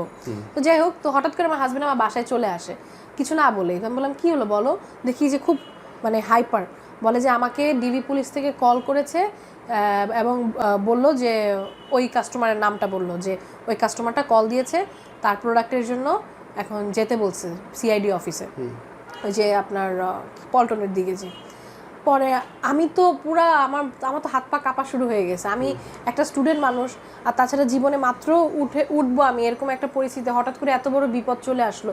আমার কাছে এটা আসলে পাহাড় সমান বিপদ ছিল। এর মধ্যে আমার বাবা জানেন না বিষয়টা, আমার কাছে ফ্যামিলি সাপোর্ট ছিল না তখন। তো তখন আমার মাকে আমি ব্যাপারটা বললাম, আমার মা তাড়াতাড়ি বোরকা টোরকা পরে রেডি হয়ে গেল, বললো তাড়াতাড়ি চল ওইখানে কি ঘটনা শুনি। এরপরে সৌভাগ্যবশত ডিবি পুলিশ অফিসার যারা, এই অফিসারদের মধ্যে একজন অফিসার আমার আব্বুর ফ্রেন্ড ছিল, এবং ওই ফ্রেন্ডের সাথে আমাদের খুব ভালো সম্পর্ক, তাদের থেকে আমরা একটা ফ্ল্যাট কিনেছিলাম। তো ওইভাবে আর কি খুব ভালো মানে কি বলে সম্পর্ক। তো আমরা ওই আঙ্কেলটাকে নিয়ে চলে গেলাম ডিবি পুলিশ অফিসে। তো এখানে যাওয়ার পর যখন ঢুকলাম, এখন আমার মাকে ওয়েটিং রুমে বসানো হলো, আমার হাজব্যান্ড, আমি আর সেই আঙ্কেলটা। তো আঙ্কেলটা ঢুকতে সবাই আঙ্কেলকে সালাম দিচ্ছে, সে একজন সিনিয়র অফিসার মানে ফরচুনেটলি। যাই হোক, ঢোকার পর এখন আমার মা আমাকে স্পষ্ট বলছে যে এই মহিলাটা আমাকে এই প্রবলেমটা ক্রিয়েট করার চেষ্টা করছে। সে আর কি যখন ঢুকে তখন সবার সাথে হাই হ্যালো বলতে বলতে ঢুকলো। যখন আমরা মিটিং রুমে আসার পর তার চেহারা পুরাই চেঞ্জ। একটা ফার্নিচার তো আসলে অনেক সিরিয়াস কিছু না, এটা জাস্ট ফার্নিচার। আমি যে তাকে বলেছি যে আপনাকে ভর্তুকি হিসাবে আমি 2টা ফার্নিচার দিব, সে যে রাজি হয়েছে, এটার কোনো নামগন্ধ নাই। আমি নাকি ফ্রড, আমি নাকি তাকে একটা খারাপ ফার্নিচার দিয়ে ঠকাই দিছি, এরকম একটা ব্যাপার। তো যাই হোক, তো সে পুরা ডিবি পুলিশ অফিসারদের কাছে কান্নাকাটি শুরু করে দিল যে এই একটা ধারালো ফার্নিচার নিয়ে দেখেন আমাকে কিভাবে ঠকাইছে, এই সে অনেক মানে ব্যাপার। আর এদিক দিয়ে যে সে আমাকে লোভ দিছে, যে সে যে বলছে যে আমাকে অনেক বড় কিছু একটা বানায় ফেলবে, হ্যান ত্যান, আমার ব্যবসা বাড়ায় ফেলবে, এগুলো সব ডিলেট। আর আমি তখন ছোট হওয়াতে আমি আসলে মানে আমার ওই ভয়েসটা ছিল না, নিজের একটা ভয়েস রেজ করে বলে না যে না আপা আপনি এটা বলেন না, আপনার সাথে আমার এইটা কথা হয়েছে, এই জিনিসটা না আমার মধ্যে তেমন কাজ করছিল না। আমি ভয়ে ছিলাম এক কথা যে ভাই পুলিশের এনে আসছি, এটা কেমন কথা, এরকম একটা বিষয়। পরে যাই হোক, পরে সে এরকম প্রবলেম বলার পর আপনি টেক্সটগুলো দেখেন না তখন? টেক্সটগুলো আমি বলছি এই যে দেখেন এই টেক্সট, তার সাথে আমার এই কথা হয়েছে। এই যাকে টেক্সটটা দেখাইছে সেটা দেখেও না দেখার ভান করছে, কারণ ওই মহিলার আসলে একজন আত্মীয় ছিল ডিবি পুলিশের মধ্যে। সো সে আসলে একটা প্রবলেম ক্রিয়েট করতে চাচ্ছিল, বুঝছেন।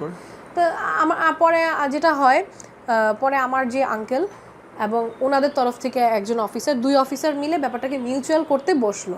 তা আমি চুপচাপ বসে বসে শুনতেছি যে কি প্রবলেম তাদের। আমি আবার মানে যতই বিপদ হোক আমি ঠান্ডা মাথায় সব কিছু শুনি, মানে হই না, মানে আমার ধৈর্যটা আছে। তো পরে একটা কথা উঠলো যে যাই হোক আপনার এই ফার্নিচার কোনোভাবেই গ্রহণযোগ্য না, আপনার ফার্নিচারটা খুবই শার্প, সো এখন এটার একটা ব্যবস্থা নিতেই হবে। তো তখন আমি বললাম যে ঠিক আছে, আমি তো একটা ব্যবস্থা দিতে চেয়েছিলাম, ফ্রিতেই দিতে চেয়েছিলাম, ওকে তো এটা নিয়ে আসি। পরে ফাইনাল কথা হলো যে যেই 2টা ফার্নিচার আমি তাকে দিতে চাচ্ছিলাম সেটাই আমি তাকে দিব, মানে ওই প্রোডাক্টটা নিয়ে আরও কিছু ক্যাশ টাকা দিতে হবে, 15-16 হাজার না 17 হাজার টাকা দিতে হবে। ওই সময় আমার কাছে 17 হাজার টাকা অনেক। এখন সবাই বলতেছে যে আপনার কাছে এটা কোনো বিষয় না, আপনার লাইফস্টাইল দেখে বোঝাই যায় হ্যান ত্যান। তখন আমি কিভাবে বুঝাই যে আমার বাবা তো জানে না এই বিষয়, বাবা জানলে তো কোনো বিষয় ছিল না। তো যাই হোক, পরে আমি ওনাকে বলি যে তাহলে আপনার কাছে একটা রিকোয়েস্ট, আপনি যেভাবে বলছেন আমি অবশ্যই করে দিব, মানে অ্যাজ আ বিজনেস রুল হিসাবেও তো তাই যায়, তাই না? কাস্টমারের একটা কমপ্লেন থাকলে প্রোডাক্টটা এক্সচেঞ্জ হয়, প্রবলেম নেই, সেটাও হচ্ছে। তো আপনার কাছে একটা রিকোয়েস্ট রইলো, আপনি আমার প্রোডাক্টটা নিয়ে আর বদনাম করেন না ইন্টারনেটে। আপনার যেটা স্বার্থ, আপনার ব্যাপারটা তো আমি দেখছি, তো ইন্টারনেটে বদনাম করলে হবে কি, আমি মাত্র যে ব্যবসাটা শুরু করেছি সেই আমার ব্যবসাটা আসলে শুরু হতে হতেই শেষ হয়ে যাবে, এরকম একটা বিষয়। তো সে বলল যে আচ্ছা ঠিক আছে। এরপরে তার সাথে আমার সে করলো কি, আমি বাসায় আসার পর ইন্টারনেটে ঢুকে দেখি কি এত বড় বদনাম, তার পুরা গ্রুপে বিশাল বড় বড় দুর্নাম করে রাখছে আমার প্রোডাক্টের। আমি হ্যান আমি ত্যান, আমি ওনাকে অনেক হ্যারেস করেছি, এই সেই কত কিছু। সে পুলিশের কাছে যে আমার নামে কমপ্লেন করেছে, তারপর তার যেই স্বার্থ ছিল সেটা আদায় হয়েছে, এরকম কিছু একটা। মানে আমি আর কোনো কথায় রিপ্লাই দিলাম না। আর হয়েছে কি, বাস্তব যেটা, যার গ্রুপ সবাই তারই গান গাবে। এখন কথার কথা আপনাকে দিয়েই বুঝাই, আপনার যে ফলোয়ার্সরা, আপনি যদি কারণ নামে কোনো দুর্নাম করেন, আপনার ফলোয়ার্সরা তো আপনাকেই সাপোর্ট করবে, এটাই তো নিয়ম সব জায়গার। আর আমি তখন সাধারণ ব্যবসা, আমাকে কেউ চিনেও না। আর আমি কখনো বাবার পরিচয় দিয়ে চলি এরকম টাইপের মানুষই না।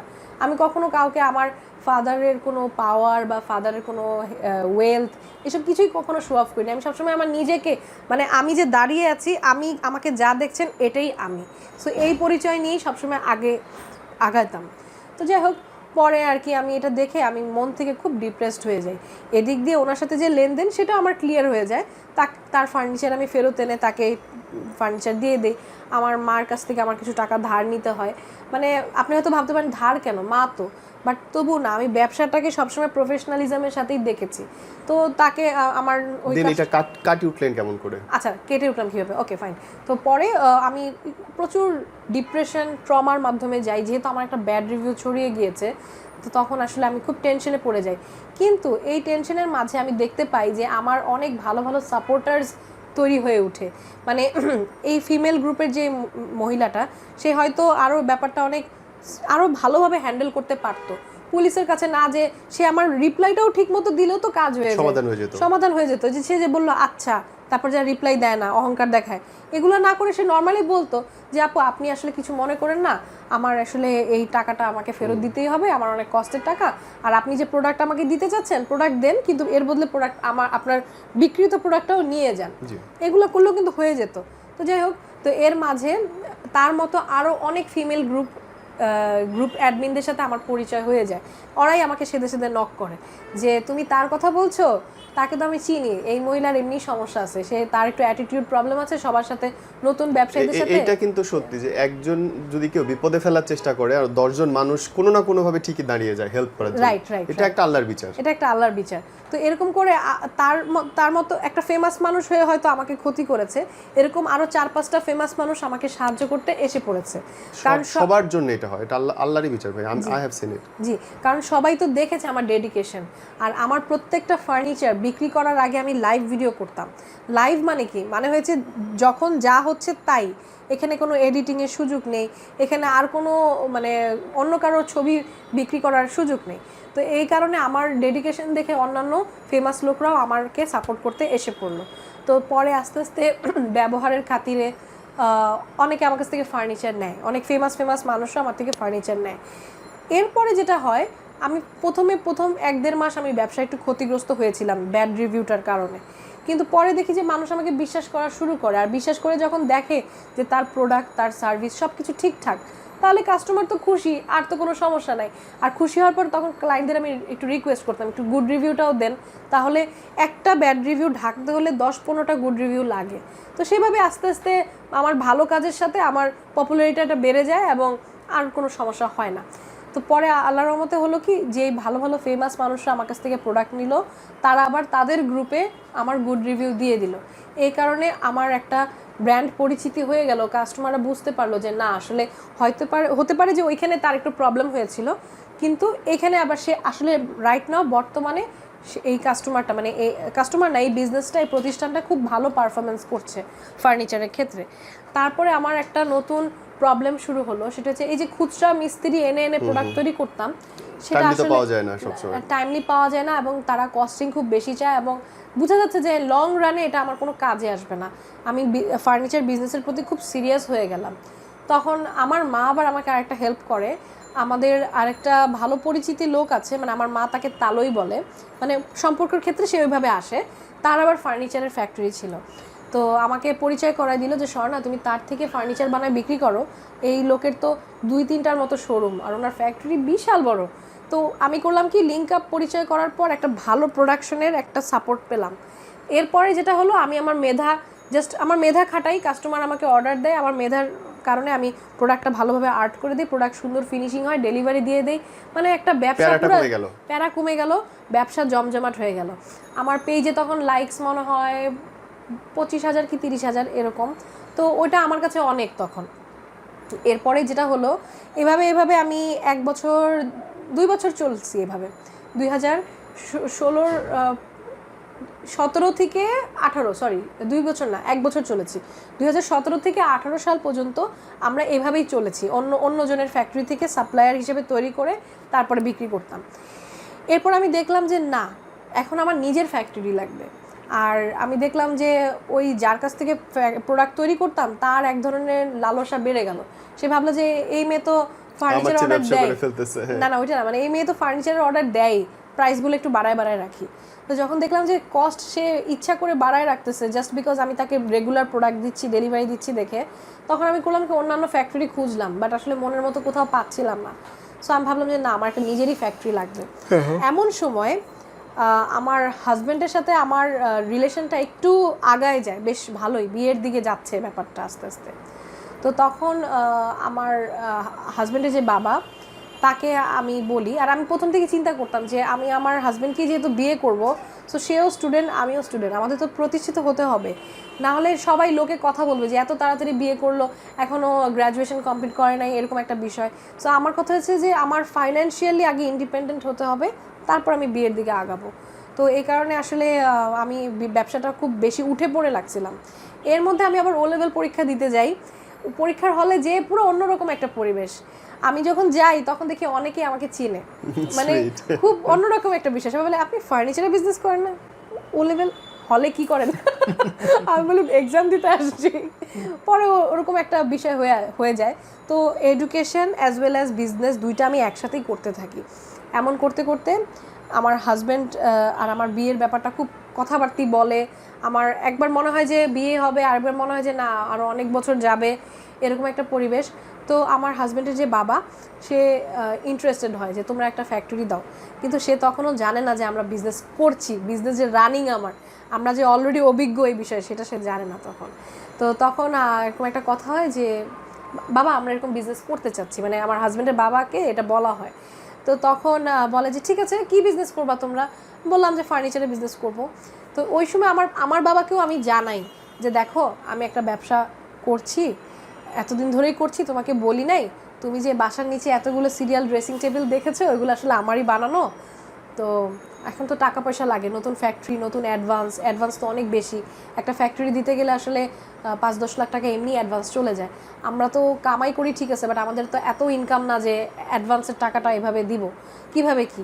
তো পরে আমার বাবা একদম ডাইরেক্ট মানা করে দেয়, বলে যে তোমার হ্যাঁ ইনভেস্টে করবো, আমি তো তোমার বিজনেসের পারফরমেন্স জানি না, আমি অতএব এখানে বিজনেসে কোনো ইনভেস্ট করতে পারবো না। সো আমার নিজের বাবাই আসলে মানা করে দেয়। আর এদিকে আমার হাজব্যান্ডের যে বাবা, সে কিন্তু জানে না যে আমি ব্যবসা করি। সে চোখ বন্ধ করে আমাকে, মানে কি বুঝে আমি বুঝি না, মানে আমি খুব কৃতজ্ঞ, দেখেন তো মাইক্রোফোনটা ঠিক আছে, মানে আমি খুবই কৃতজ্ঞ তার কাছে। সে অন্ধবিশ্বাসে মানে আমাকে অ্যাডভান্সটা দিয়ে দেয়, ঠিক আছে। অ্যাডভান্সের ব্যাপারটা বিয়ে হয়নি না, তখন কিন্তু বিয়ে হয় না, বিয়ে হবে ভাব, ঠিক আছে, মানে অলমোস্ট হবে বিয়ে, এরকম একটা ভাব। তো সে আমার ডেডিকেশনটার উপরে সে বিশ্বাস করে, আমার আত্মবিশ্বাসের উপরে সে বিশ্বাস করে। সে আসলে আমরা একটা ফ্যাক্টরি দেখি, সে ফ্যাক্টরিটা আসলে অ্যাডভান্স সব সাপোর্ট দেয়, এবং মেশিনারিজেরও ফ্যাক্টরি দিলেই তো হয় না, মেশিনও তো লাগে, সব মেশিনপত্র সেই কিনে দেয়। আমরা আমাদের মতো ব্যবসা পরিচালনা শুরু করি। আমি মন থেকে আমার শ্বশুর আব্বার প্রতি খুব কৃতজ্ঞ আসলে, সত্যি কথা যেটা। কারণ আমি বিশাল রিস্ক নিছে ভদ্রলোক, কিচ্ছু না জেনে, তাও ছেলের বউ না তখনও, তুমি ছেলের বউ না, প্লাস টিনেজার, বয়সটা দেখেন 16 বছর বয়সের একটা মেয়ে। রাইট। তো 16 বছরের একটা মেয়ের অনেক ভালোবাসে তোমার, অনেক। হ্যাঁ আসলে থ্যাংক ইউ সো মাচ। আমি দোয়া করি সে জীবন অনেক আগায় যাক। তো সে এত বড় রিস্ক নিল আমার উপর। এবং আর সত্যি কথা বলতে এমনও না যে আমার শ্বশুর আব্বা লাইক অনেক ব্যাপার কিছু, মানে ফাইন্যান্সিয়ালি এমন না যে অনেক বেশি, মানে আমার শ্বশুর আব্বার আল্লাহর মতো ইনকাম ভালোই আছে, বাট মানে তার রিস্কটা তার ইনকামের প্রতি আসলে একটা ভালো অ্যামাউন্টের রিস্ক সে নিয়েছে আর কি। হ্যাঁ, হি ট্রাস্টেড মি ভেরি মাচ।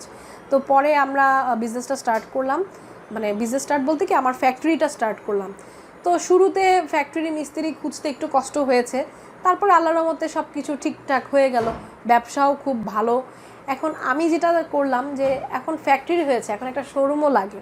আমাদের প্রথম ফ্যাক্টরিটা ছোট ছিল, মাত্র 2500 স্কোয়ার ফিটের ছিল। তো তখন আর কি সব কিছু ঠিকঠাক। আমার শ্বশুর আব্বাও দেখলো যে আজ পর্যন্ত কখনো লস করিনি।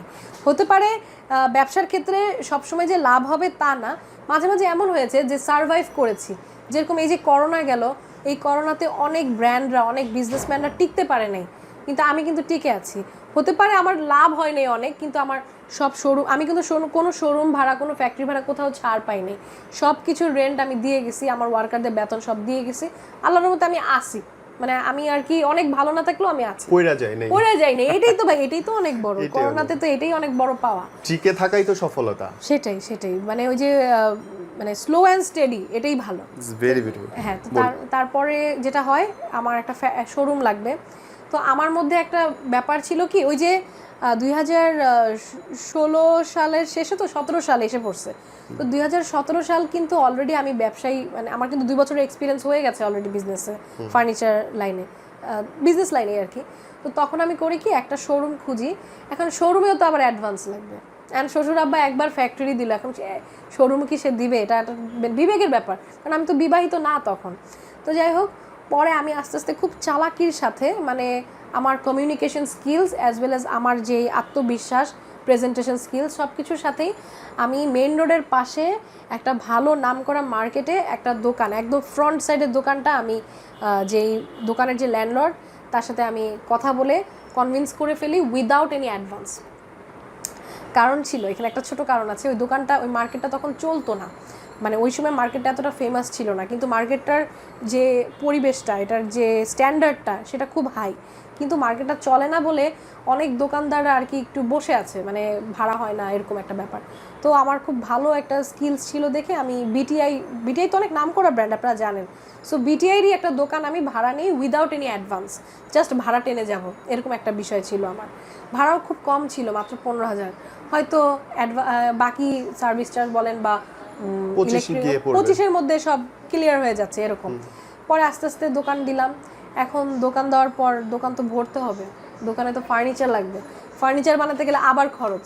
মানে আসলে একটু নতুন ব্যবসায়ী হিসাবে আমি একটু টাকা পয়সার দিক থেকে একটু মানে প্রেশারের মধ্যে ছিলাম, কাজ দেখা গেছে একটা শোরুম পুরাটা ভরতে গেলে অনেক খরচ হয়ে যায়, প্রায় 5-6 লাখ এরকম লেগে যায় একটা শোরুমের স্টক যদি ভরতে যায়।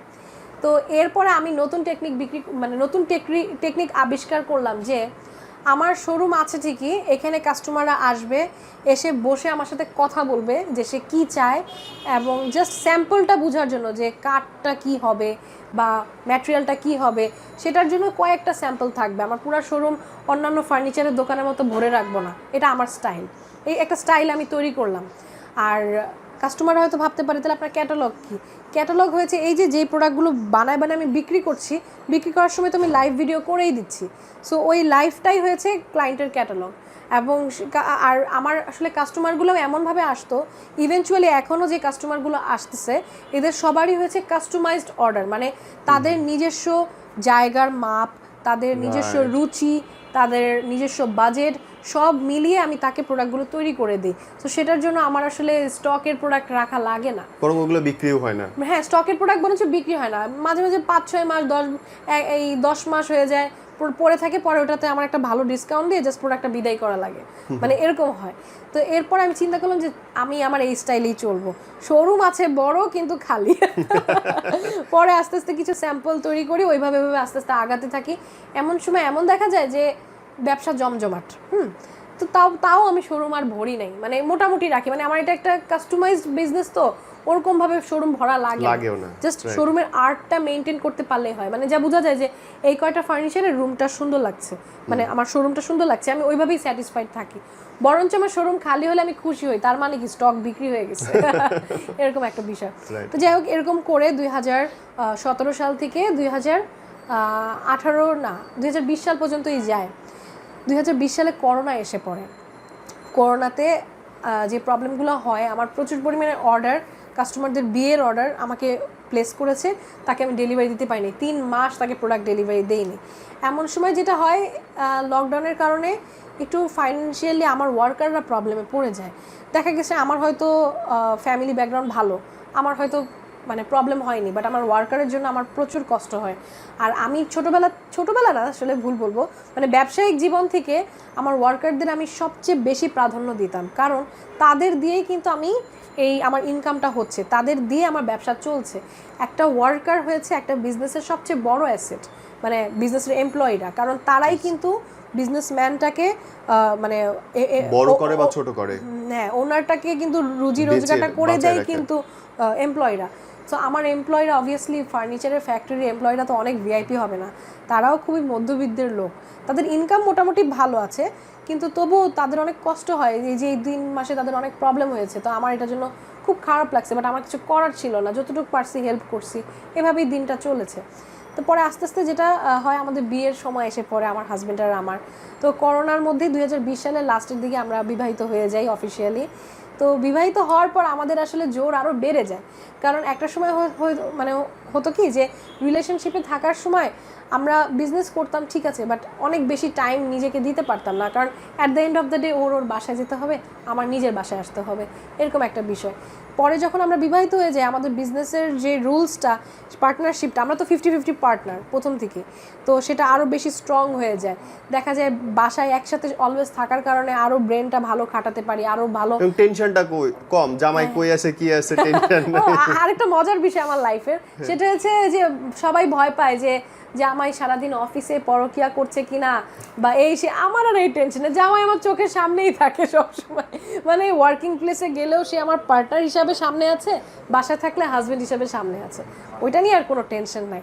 তো যেটা প্রবলেম দেখা যায় সেটা হয়েছে কি যে নতুন নতুন মার্কেটে অনেক ব্যবসায়ীরা চলে আসে, ঠিক আছে, কম্পিটিশন। তো 2020 সালে আমি কম্পিটিশনের খুব বেশি মুখোমুখি হয়ে যাই, যেটা দেখা যায় যে আমার তো তখন একটা ভালো মানের ফ্যাক্টরি আছে, আমার একটা ভালো মানের শোরুমও আছে, সো সেটার তো একটা কষ্টও আমার বহন করতে হয়। এবং শুধু তাই না, আমার ফেসবুকে তখন লাইকসও অনেক বেড়ে যায় আমার পেজের, তো আমার জনগণ অনেক ভালো হয়ে যায়। তো দেখা যায় যে আমার প্রোডাক্টের একটা ক্লাস তৈরি হয়ে যায়, যে আমি একটা হাই ক্লাসি প্রোডাক্ট তৈরি করি। মানে ক্লাস বলতে কি, মানে টাকাটা বিষয় না, বিষয়টা হচ্ছে আমি যেই প্রোডাক্টটাই দিই, প্রোডাক্টের কোয়ালিটি অনেক হাই হয়। 15,000 টাকার একটা আলমারি বিক্রি করলেও এটাও টপ ক্লাস প্রোডাক্ট, 1 লাখ টাকার আলমারি তো টপ ক্লাস প্রোডাক্টই। সো যেটা প্রবলেম হয়, আমার সবগুলো ডিজাইন আমি নিজে তৈরি করি, মানে যে কোনো ফার্নিচার ডিজাইনগুলো আমার নিজের তৈরি করা বা নিজের মেধা দিয়ে একটা লেটেস্ট কিছু তৈরি করে আনা। তো যে প্রবলেমটা ফেস করি, যে ছোটোখাটো ব্যবসায়ী আছে না, যে মিস্ত্রি ছিল হয়তো, এখন নতুন করে ব্যবসা শুরু করেছে, ছোটোখাটো একটা রুমের মধ্যে ফ্যাক্টরি বানায় এরকম স্টাইলে। তো ছোটোখাটো ব্যবসায়ীরা যেটা করে, তারা হবিকুল আমার ডিজাইনের প্রোডাক্টগুলো তাদের মার্কেটে ছেড়ে দেয় ফেসবুক পেজে। এখন প্রথমে এটার আমি খুব বাজেভাবে রিয়্যাক্ট করতাম, আমি খুব ডিপ্রেসড হয়ে যেতাম যে আমাকে এভাবে নকল ক্যান করছে। পরে আমি একটা জিনিস খেয়াল করলাম যে তাদের কোয়ালিটিটাও খুব খারাপ, সত্যি কথা যেটা, মানে আমি যে কাঠটা ব্যবহার করব, আমি যে ভালো মানটা ব্যবহার করব, তাদের প্রোডাক্টের মান কমিয়ে আমার থেকে যেন কম প্রাইসে তারা বিক্রি করতে পারে, তারা ওইভাবে আর কি প্রোডাক্টটা মার্কেটে ছাড়লো। এতে একটা সমস্যা হলো কি, সবাই আমাকে কম্পেয়ার করা শুরু করলো যে আপু ও কমে দিচ্ছেন আপনি, হ্যাঁ এটাই যে ও তো এত কমে দেয়, আপনি এত বেশিতে দিচ্ছেন কেন, এরকম একটা বিষয়। আচ্ছা টাইম কত? এই আমরা শেষের দিকে, না ওই জন্য না, মানে আমি রোজা রাখছি তো, আজানের সময় একটু মনে করেন। কয়টা বাজে দাদা? 6টা 7। ও টাইম আছে। আজান দিছে? না দেয়নি। ওকে, আমাকে জানায়। আমরা 3 মিনিটের মধ্যে শেষ করব। ওকে, শিওর। আমরা এমনিও শেষের দিকে। অলরাইট। সো তখন এই কম্পিটিটরসরা এই প্রবলেমগুলো শুরু করলো যে এখন আর কি আমি আমার ক্লায়েন্টদের বুঝাতে পারছি না। বললাম যে দেখেন আপু, যারা ভালো মানের প্রোডাক্ট পছন্দ করে, যারা ভালো মানের প্রোডাক্ট এক্সপেক্ট করে, তারা আমার কাছেই আসবে। আপনি চাইলে তাদের থেকে নিতে পারেন, নিয়ে দেখেন, তারপর আমাকে জানায়েন। সো ইভেনচুয়ালি যেটা দেখা যায় যে আমার প্রোডাক্টের প্রাইস সবসময় অনেক হাই না। আমার প্রোডাক্ট মান অনুযায়ী প্রাইস আমি রাখি। সো এই একটা গুণ আমার এখন আল্লাহর রহমতে আমি ফার্নিচারের বিজনেসে যে শোরুমটা ছিল সেই শোরুমটা ছেড়ে দিয়ে আমি আরও বড় গুলশানে আরও ভিআইপি করে আরও বেশি টাকা খরচ করে, এখন তো পুঁজি হয়েছে, এখন তো করাই যায়। এরপর আমার বাবাও আল্লাহর রহমতে আমাকে হেল্প করে। মানে যখন আমি গুলশানে শোরুম দিলাম তখন আমার যে বাবা, সে দেখলো যে না আসলে হতে পারে আমি আমার মেয়েকে তখন বিশ্বাস করি নেই, তখন ইনভেস্ট করি নেই, but eventually she is doing great. আর এর মধ্যে আমি অ্যাওয়ার্ডও পাই। আপনার গত বছরে আমার বিজনেসের পপুলারিটির কারণে আমি অ্যাওয়ার্ডও পেয়েছি। সো এই কারণে আসলে দেখা যায় যে আমার বাবাও আমার প্রতি খুব ভালো বিশ্বাস করে। এরপর আমার বাবাও আমাকে মানে বিজনেসে কম বেশি ইনভেস্টিংয়ের দিক থেকে হেল্প করে। এরপরে যেটা হয়, এখন এই মুহূর্তে যেভাবে আছি, আমার আল্লাহর রহমতে ফ্যাক্টরিটাও চেঞ্জ করেছি। এখন 4000 স্কোয়ার ফিটে ফ্যাক্টরি নিলাম এই বছরেই, এবং শোরুমও বড় করে দিলাম। তো যেটা আমি এখন যে পরিবেশে আছি, যেই প্রবলেমটা বা যেই অ্যাডভান্টেজে আছি, সেটা হচ্ছে এখন ওই যে বললাম কম্পিটিটর প্রচুর পরিমাণে বেশি। এখন দেখা যায় যে কিছু কাস্টমাররা আছে যে যারা ভালো মানের, যারা বলে যে আপু আমার কোয়ালিটি লাগবে, প্রাইস ডাজেন্ট ম্যাটার, তারা আমার কাছে আসে এবং তারা ইভেনচুয়ালি যাচাই বাছাই করে দেখে যে আমার যে ক্লাসটা, এই ক্লাসের তো আরও অনেক ব্যবসায়ীরা আছে, সেই ব্যবসায়ীদের সাথে তুলনা দিলে আমার প্রাইসটা কমই আমি চাই। সত্যি কথা, মানে এটা ক্লায়েন্টরাও বুঝতে পারে রিসার্চ করলে। আর ক্লায়েন্টরা কিন্তু গাধা না, ওরা 10টা দোকান দেখে তারপরে কিন্তু আসে প্রত্যেকটা সময়। ক্লায়েন্টকে অধিকাংশ সময় ব্যবসায়ীদেরকে দেখে মিসজাজ করে, কিন্তু ক্লায়েন্টরা, দর্শকরা খুব বুঝে এবং কে ঠকাচ্ছে কে ভালো দিচ্ছে খুব বুঝে থাকে। আর আমার একটা ক্লায়েন্টদের কাছে একটা অনুরোধ, সেটা হচ্ছে কিছু ক্লায়েন্টরা যে ভুলটা করে সেটা হচ্ছে তারা আমাকে কম্পেয়ার করে ঠিকই, কিন্তু আমার ক্লাসের ব্যবসায়ীদের সাথে কম্পেয়ার করে না। মনে করেন যার হয়তো শোরুমই নাই বা হয়তো 3 শেয়ারের শোরুম, তাদের সাথে ভুলে ক্রমে তারা আমাকে কম্পেয়ার করে ফেলে। তো তখন অবভিয়াসলি তখন তো প্রাইসের পার্থক্যটা থাকে। বাট ইভেনচুয়ালি যেসব ক্লায়েন্টরা একটু এডুকেটেড, যারা বুঝে ব্যবসায়িক মার্কেট সম্বন্ধে, যে এই দোকানটা, এই দোকানের জাত, মানে এই ক্লাসের সাথে এই দোকানের জাতটা মিলে, যখন কম্পেয়ার করে তারা ইভেনচুয়ালি আমার কাছে আসে, আমাকেই ভালোবাসে। ফর দ্য লাস্ট ওয়ার্ড, যারা নতুন ব্যবসায়ী বা আসছে তাদের জন্য যদি কিছু বলা থাকে। শিওর, আমি আপনাদের সবচেয়ে বড় একটা সিক্রেট শেয়ার করতে যাচ্ছি ব্যবসার। আমার সাকসেসের মেইন সিক্রেট সেটা হচ্ছে ধৈর্য। আমি একটা জিনিস দেখেছি যে ব্যবসায়িক ক্ষেত্রে অনেক ব্যবসায়ীদের ধৈর্যটাই থাকে না। দেখা যায় ক্লায়েন্টরা, হ্যাঁ কাস্টমার ইজ অলওয়েজ রাইট, এটা সত্যি, কিন্তু মাঝে মাঝে কিছু ক্লায়েন্টরা একটু ফল্ট করে ফেলে বিজনেসদের সাথে। দেখা যেতে পারে হয়তো একটু রাফ ব্যবহার করে ফেলে, বা ব্যবসায়িক ক্ষেত্রেও কিন্তু অনেকে ঠকায় ফেলে। সত্যি আমাকে অনেক কাস্টমাররা ঠকাইছে। যেরকম প্রোডাক্ট ডেলিভারি দিয়েছি, বলেছে যে ক্যাশ অন ডেলিভারি প্রোডাক্ট নেবে, প্রোডাক্ট পাওয়ার পর সে পারলে আমার যে ওয়ার্কার বা লেবার তাদের ঘাট ধরে বের করে দেয়, টাকা দিবে না।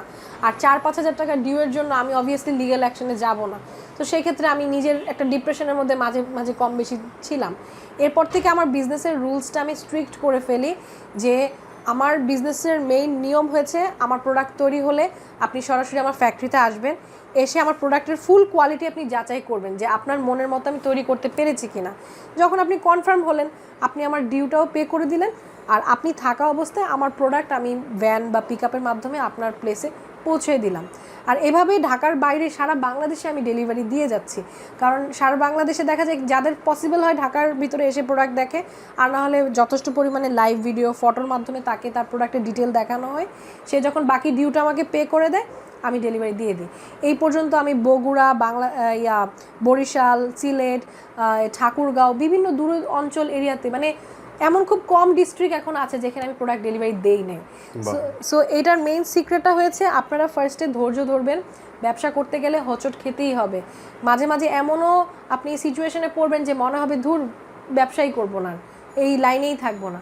কিন্তু আপনার এটা বুঝতে হবে, যদি আপনি এই ব্যবসা থেকে কোনো সময় ভালো থেকে থাকেন, যদি এখান থেকে ভালো লাভ পেয়ে থাকেন, বা যদি মনে করেন যে এই ব্যবসার সাথে আপনার ডেডিকেশন আছে, তাহলে কোনোভাবে আপনারা গিভ আপ করবেন না। সিচুয়েশন যতই মানে সিচুয়েশন যতই হোক, মানে খারাপ হোক। No matter how tough the situation is, the show must go on. ব্যাপারটা এরকম যে সবসময় আর কি আপনার ব্যবসা আপনি চালিয়ে যাবেন, এই একটা ব্যাপার।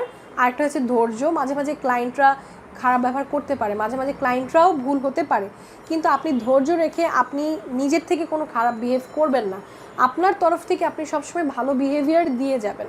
এখন যদি ভাবতে পারেন যে আমি অনেক ভালো ব্যবহার করলাম তারপরেও মানুষটা মানে আরও একটু বেশি বেশি রাফ বিহেভ করছে, সেক্ষেত্রে আইন আছে, ল আছে, আপনি আপনার আইনের সাহায্য নিতে পারেন, কিন্তু আপনার তরফ থেকে আপনি সবসময় একদম নিট অ্যান্ড ক্লিনভাবে সৎভাবে ব্যবসা করে যাবেন। আবার আরেকটা বিষয় আসে, মাঝে মাঝে কম্পিটিটরসদের জন্য দেখা যায় যে আপনার প্রোডাক্টের প্রাইস কমানো লাগতে পারে, প্রোডাক্টের প্রাইস আপনি ওইভাবেই কমাবেন কিন্তু কোয়ালিটি মেনটেন করে। 8-10 জন লোক খারাপ প্রোডাক্ট কম দামে দিচ্ছে বলে আপনিও যে খারাপ প্রোডাক্ট দিবেন তা না, আপনার কোয়ালিটি আপনি মেনটেন করেই যাবেন, কারণ যাদের ভালো কোয়ালিটি নেওয়ার সে আপনার কাছে আসবে। আমার কথা হয়েছে হয়তো 2টা প্রোডাক্ট বিক্রি করব, সৎভাবে বিক্রি করব, একদম ভালোভাবে কাস্টমারকে স্যাটিসফাই করে বিক্রি করব, না হলে বিক্রির দরকারই নেই। ব্যাপারটা এটাই। বাহ, শিখলাম আমরা ছোট ব্যবসায়ীরা। বাট আপু থ্যাংক ইউ সো মাচ। আমরা দোয়া করি তোমার পেজ আরো ভালো হোক, তোমার ব্যবসা আরো ভালো হোক, জামাই বউ সারা দুনিয়া জয় করে ইনশাআল্লাহ। ইনশাআল্লাহ ইনশাআল্লাহ। Thank you so much. And thank you. এত চমৎকার একটা সাকসেস স্টোরি শুনলাম আমরা। This is really self made. আল্লাহ আপনাদের সবাইকে সফল করুক, আপনাদের সকল ইতিবাচক মনোবাঞ্ছা পূরণ করুক আল্লাহ। Thank you so much. Thank you so much. Thank you.